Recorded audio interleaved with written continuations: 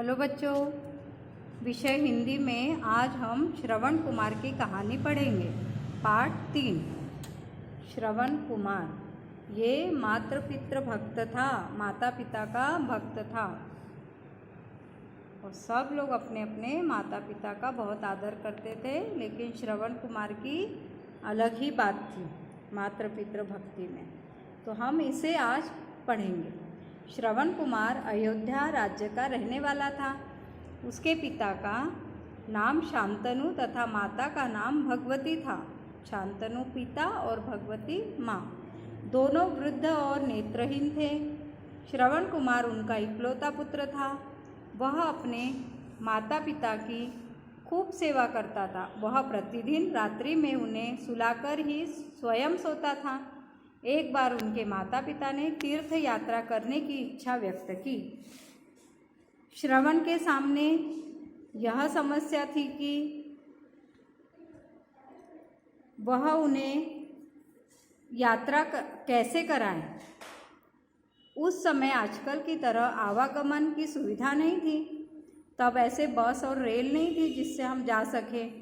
उसने एक उपाय सोचा। उसने एक बहगी कावड़ ऐसे दो ऐसे तराजू जैसे है ना, ये कावड़, इसको बोलते हैं कावड़ ऐसे। और अभी अपने भोलेनाथ जी को जल चढ़ाने के लिए सब लोग ऐसे जल रखकर भी भोलेनाथ को जल चढ़ाते, उसको बोलते कावड़। और बहुत सारे लोग एक साथ जाते तो उसको बोलते कावड़ यात्रा।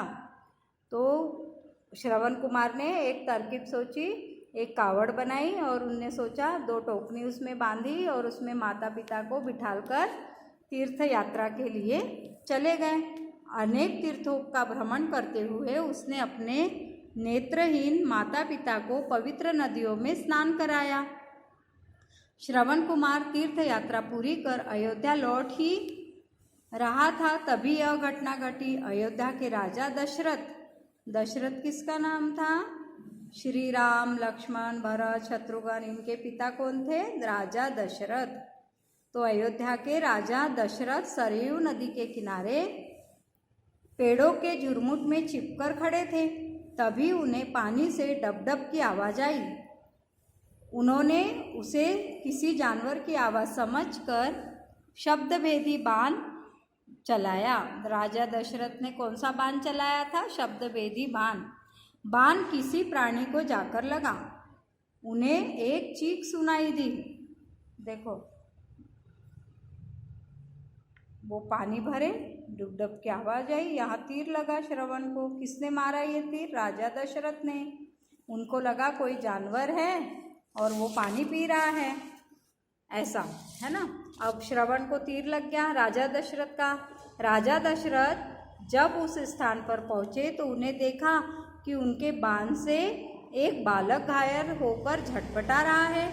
चोट गहरी थी। यह देखकर राजा को बहुत दुख हुआ। राजा दशरथ बहुत दुखी हो गए। राजा ने अपने हाथ से उसके शरीर से तीर निकाला और बालक का नाम पूछा। बालक ने अपना नाम बताकर कहा कि पास ही उसके माता पिता बैठे हैं। वे नेत्रहीन हैं, उन्हें प्यास लगी है, कृपया कर उन्हें जल पिला दें। वे मेरी प्रतीक्षा कर रहे हैं। अपने माता पिता के इस परम भक्त का नाम था श्रवण कुमार। श्रवण कुमार ने महाराज दशरथ से माता पिता को पानी पिलाने का अनुरोध किया और प्राण त्याग दिए। श्रवण ने अपने प्राण त्याग दिए। अपनी भूल पर पछताते हुए राजा दशरथ श्रवण के माता पिता के पास जल लेकर आए। उन्हें सारी घटना बताकर जल पीने के लिए कहा। राजा दशरथ की बात सुनकर श्रवण के माता पिता पुत्र वियोग से व्याकुल हो गए।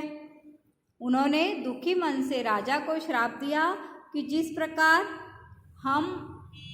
प्रकार हम पुत्र वियोग में अपने प्राण त्याग रहे हैं, उसी प्रकार तुम भी पुत्र वियोग में अपने प्राण त्यागोगे। राजा दशरथ को शांतनु और माँ भगवती श्रवण के माता पिता ने श्राप दिया कि जैसे अब हम हमारे पुत्र के वियोग में प्राण छोड़ रहे हैं, वैसे ही आप भी अपने पुत्र के वियोग में प्राण त्यागोगे, प्राण छोड़ दोगे। इसी श्राप के कारण दशरथ को पुत्र श्री राम के वियोग में अपने प्राण त्यागने पड़े थे। इस घटना को बीते सैकड़ों वर्ष हो गए, पर श्रवण कुमार की कीर्ति आज भी अमर है।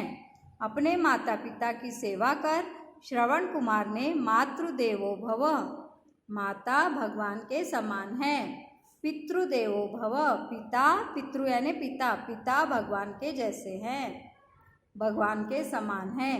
आचार्य देवो भव, और जो गुरु हैं हमारे वो भी भगवान के समान हैं, के आदर्श को ही अपने जीवन में अपनाया।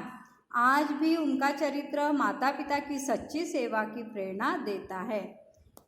किसकी कहानी है? श्रवण कुमार की। उनके मम्मी पापा थे, माता पिता थे, जिनके जो नेत्रहीन थे, उन्हें तीर्थ यात्रा करनी थी।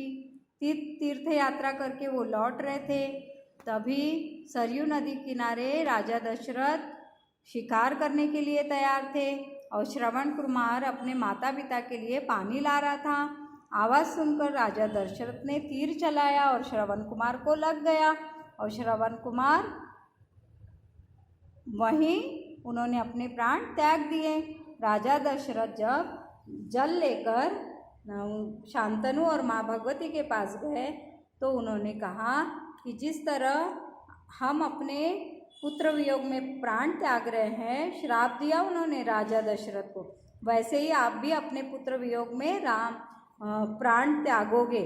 और श्री राम जब जंगल गए थे ना, वन, उनको श्राप दिया था, उन्होंने आदेश दिया था कैकेयी ने कि तुम आप 14 साल का वनवास में चले जाओ।